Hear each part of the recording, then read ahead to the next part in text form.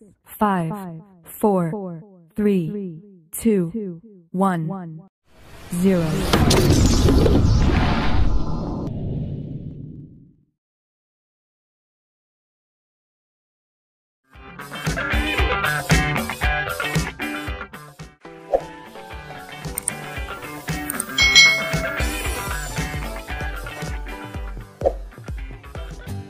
Hai, kalian dalam keadaan yang baik, sehat, dan siap untuk belajar.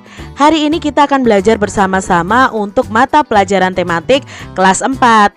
Kita belajar di tema 7, indahnya keragaman di negeriku. Subtema yang baru nih, subtema 2, indahnya keragaman budaya negeriku. Pembelajaran yang pertama. Mari adik-adik kita belajar dengan penuh semangat ya. Kamu telah mengetahui bahwa di Indonesia terdapat beragam suku bangsa. Keragaman suku bangsa mengakibatkan adanya keragaman budaya, termasuk cara hidup sehari-hari. Di sini kita akan belajar tentang Urang Kanekes si suku Baduy. Nah, di salah satu suku yang ada di Indonesia adalah suku Baduy. Banten merupakan sebuah provinsi di Pulau Jawa bagian barat. Nah, provinsi Banten ini memiliki kekayaan alam dengan pemandangan indah, termasuk pegunungan dan pantai. Di pegunungan Kendeng ya, dengan ketinggian 600 meter dari permukaan air laut, tinggal masyarakat adat yang biasa kita sebut dengan suku Baduy. Namun masyarakat suku Baduy lebih senang menyebut diri mereka Urang Kanekes. Dalam bahasa Sunda, urang itu berarti orang. Masyarakat Kanekes ini dibagi menjadi dua kelompok, yaitu Tangtu dan Panamping. Nah, kelompok Tangtu itu dikenal sebagai Kanekes dalam atau Baduy dalam. Sebaliknya, kelompok Panamping itu dikenal sebagai Kanekes luar atau suku Baduy luar. Ini adalah gambar dari suku Baduy ya adik-adik, dan ini adalah kampung Baduy. Kelompok Kanekes dalam atau Baduy dalam itu tinggal di 3 desa, yaitu Cikertawana, Cikeusik, dan Cibeo. Nah, masyarakat Kanekes dalam masih sangat teguh dalam memegang tradisi. Mereka itu tidak menggunakan alat-alat elektronika adik-adik, dan tidak menggunakan alas kaki seperti ini, tidak memakai sendal atau sepatu, tidak menggunakan kendaraan sebagai alat transportasi, serta mengenakan pakaian adat yang ditenun dan dijahit sendiri. Mereka menganut kepercayaan tradisional namanya Sunda Wiwitan dan dipimpin oleh seorang puun. Nah, puun ini juga berkedudukan sebagai pemimpin masyarakat Kanekes dalam atau suku Baduy dalam. Kelompok Panamping itu sedikit berbeda dari masyarakat Kanekes dalam. Nah, kelompok Panamping ini adalah Baduy luar adik-adik. Masyarakat Kanekes luar atau Baduy luar ini telah mengenal teknologi dan alat elektronik. Mereka juga mengenakan pakaian modern. Namun masyarakat Baduy luar masih bisa dikenali dari ciri khas mereka, yaitu mengenakan ikat kepala berwarna hitam.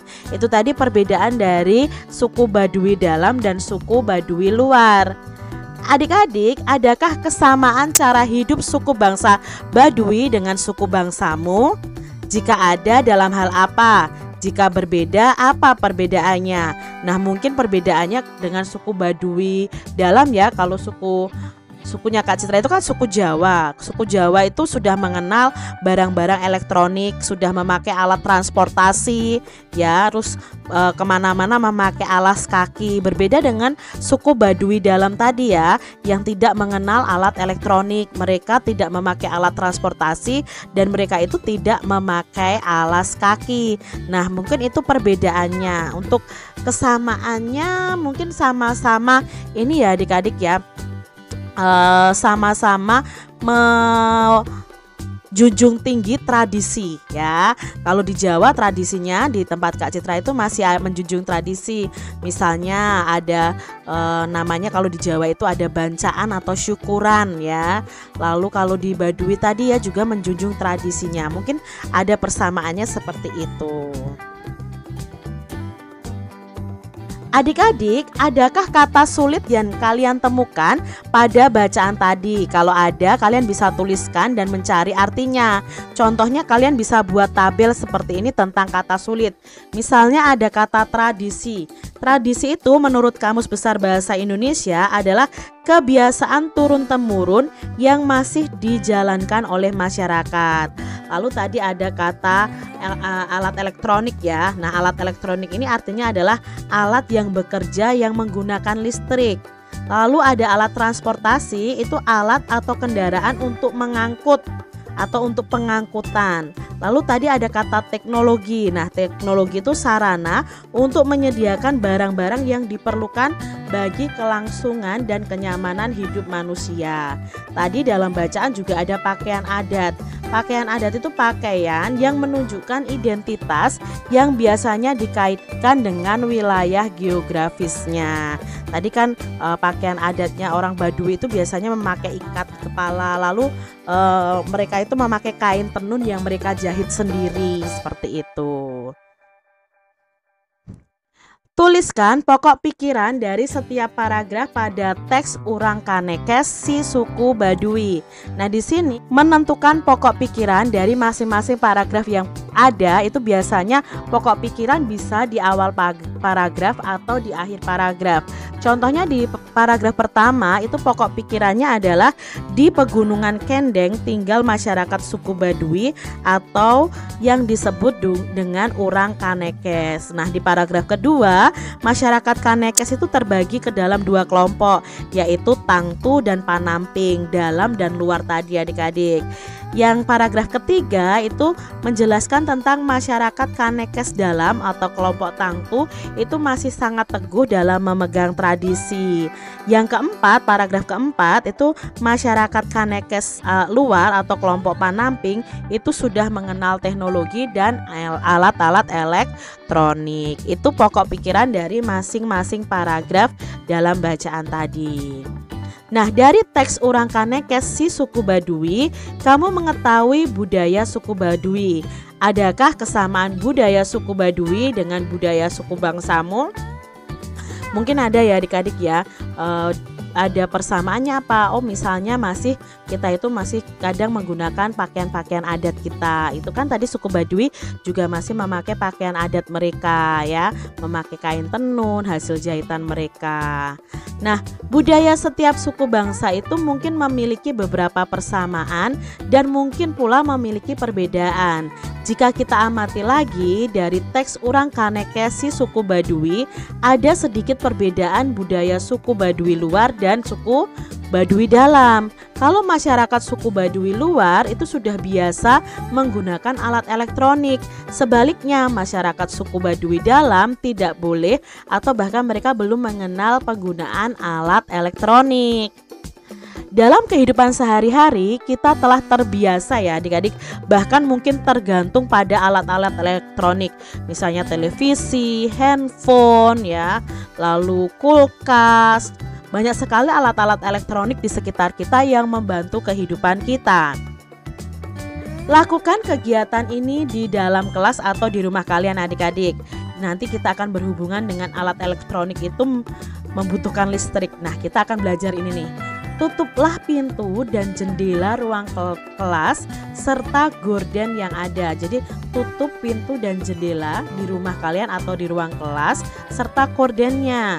Nyalakan lampu di kelas dengan menekan saklarnya. Bagaimana kondisi ruangan kelas? Pasti terang ya adik-adik ya. Lalu padamkan lampunya dengan menekan saklar. Bagaimana keadaan di dalam ruang kelas? Atau di dalam ruangan? Ya pasti gelap adik-adik. Nah, dari percobaan ini hasil pengamatannya ketika lampu dinyalakan ruangan akan menjadi terang sehingga dapat belajar dengan baik. Sedangkan saat lampu dimatikan ruangan akan menjadi gelap. ternyata kehidupan sehari-hari kita itu sangat tergantung pada alat-alat elektronik. Adik-adik, apa yang menyebabkan lampu tadi menyala? Nah, lampu itu menyala karena adanya aliran arus listrik. Lalu apa yang menyebabkan lampu tadi tidak menyala atau mati? Nah, kalau kita tekan saklarnya kan otomatis aliran arus listriknya itu terputus. Jadi lampunya tidak akan menyala karena tadi aliran arus listriknya itu diputus atau terputus. Nah, lampu dapat menyala karena ada aliran listrik. Arus listrik itu mengalir dari kutub positif menuju ke kutub negatif. Saat arus listrik itu mengalir melewati lampu, maka lampu itu akan menyala adik-adik. Adik-adik, di sini kalian juga akan melakukan percobaan lagi. Siapkan penggaris plastik dan potongan-potongan kertas. Nah, lakukan kegiatan ini bersama temanmu boleh ya. Siapkan penggaris dari plastik, potonglah kertas-kertas kecil, lalu letakkan pada permukaan meja. Dekatkan penggaris plastik pada potongan-potongan kertas. Apa yang terjadi? Ya, tidak akan terjadi apa-apa adik-adik. Tapi ketika nanti kalian menggosok-gosokkan penggaris pada rambut kering, lalu mendekatkan penggaris pada potongan kertas, apa yang terjadi? Inilah yang terjadi. Adik-adik, kalau tadi kita tidak menggosokkan penggarisnya ke rambut kita yang kering, yang terjadi ya tidak akan menempel. Mengapa kok bisa begitu ya adik-adik? Kok kertas-kertas ya yang didekatkan dengan penggaris yang sudah digosok-gosokkan di rambut kering bisa menempel atau bisa tertarik? Nah, kita akan pelajari adik-adik. Di sini setiap benda itu netral mempunyai dua muatan, yaitu muatan positif atau yang disebut dengan proton dan muatan negatif atau yang disebut dengan elektron dalam jumlah yang sama. Saat penggaris digosok-gosokkan pada rambut kering, maka elektron itu muatan negatif dari rambut kita akan berpindah ke penggaris. Akibatnya penggaris ini akan memiliki kelebihan elektron dan menjadi bermuatan negatif. Nah, ketika penggaris plastik ini bermuatan negatif didekatkan pada potongan-potongan kertas,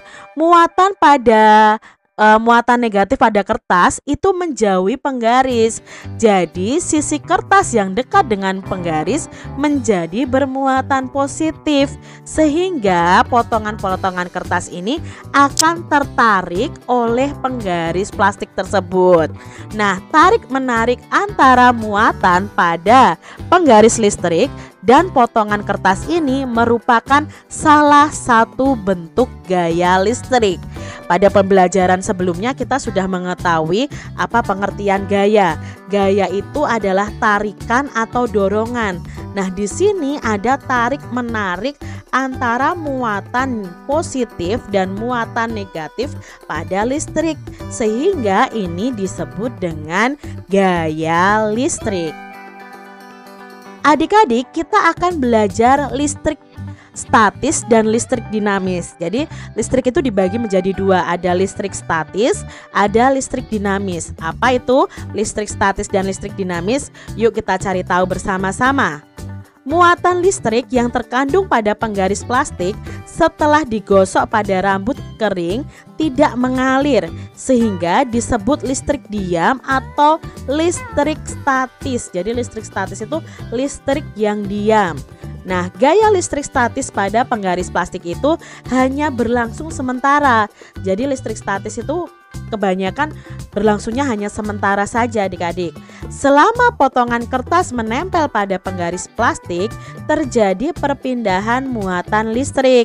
Setelah muatan listrik pada potongan kertas dan penggaris plastik sama, kedua benda itu akan saling menolak dan melepaskan diri. Jadi melekatnya kertas ini tidak akan lama adik-adik. Akibatnya potongan-potongan kertas akan terlepas dari penggaris plastik. Itu tadi ilustrasi tentang listrik statis. Nah, sekarang kalau listrik dinamis ya.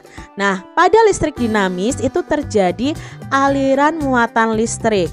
Listrik dinamis dapat diamati dalam kegiatan mematikan dan menyalakan lampu dengan menekan saklar. Saat saklar ditekan dan lampu menyala, artinya pada saat itu terjadi aliran listrik. Sebaliknya, saat saklar ditekan dan lampu mati, artinya tidak terjadi aliran listrik. Itu tadi pengertian dari listrik dinamis, perbedaannya dengan listrik statis adik-adik. Nah, listrik statis adalah listrik yang tidak mengalir atau listrik yang diam dan perpindahan arusnya itu terbatas, sifatnya sangat sementara. Sedangkan listrik dinamis itu adalah listrik yang bergerak atau mengalir. Ya, ketika diputus ya akan berhenti, ketika disambungkan ya akan mengalir. Itu listrik dinamis. Carilah contoh lain yang menunjukkan gejala listrik statis. Nah, listrik statis tadi kan listrik diam ya adik-adik ya, yang tidak mengalir. Contohnya apa saja? Misalnya terbentuknya petir saat hujan. Lalu gosokan kain sutra dengan kaca. Nah, gosokan kain sutra dengan kaca ini juga akan bisa merekatkan kertas-kertas adik-adik, potongan-potongan kertas. Lalu gosokan batang plastik dengan kain wol. Itu hampir sama dengan penggaris dan kertas ini. Lalu tangan didekatkan dengan layar televisi. Rasanya itu seperti apa ya adik-adik ya? Kayak kita tersetrum sebentar begitu ya. Itu sebenarnya listrik statis. Lalu saat menyisir rambut itu akan terbawa berdiri sendiri seiring dengan gerakan sisir. Itu juga termasuk listrik statis. Lalu debu yang menempel di layar televisi ya, biasanya itu paling gampang debu itu melayar di layar televisi itu ya karena adanya listrik statis dari TV-nya itu adik-adik ya. Tapi itu sifatnya hanya sementara. Lalu tadi contoh yang Kak Citra sebutkan tadi tentang penggaris yang digosok-gosokkan ke rambut atau ke tangan yang kering, itu akan menarik potongan kertas kecil. Nah, itu tadi contoh dari listrik statis yang ada di sekitar kita. Demikian tadi adik-adik pembahasan kita di tema 7, subtema 2, pembelajaran yang pertama. Semoga video pembelajaran ini bermanfaat untuk adik-adik semuanya, dan sampai jumpa lagi di video